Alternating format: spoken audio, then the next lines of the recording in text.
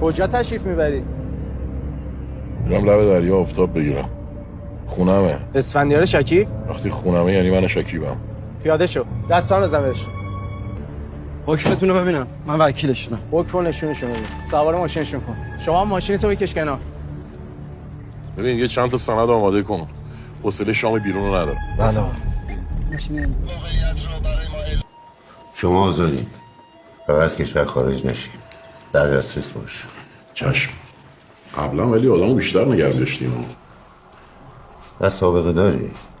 نه جناب سرنگ، بیشتر تجربه دارم تا سابقه. شما بهتره که این پرونده رو ببندین که من هم خیلی علاف نشم جناب سرنگ. دست شما درد نکنه. شما که تجربه داری باید بهتر بدونی. این کار زمان میبره. ولی بالاخره مشخص میشه کار دستی کیه. ما هم خوشمون نمیاد علاف همسال شما باشی.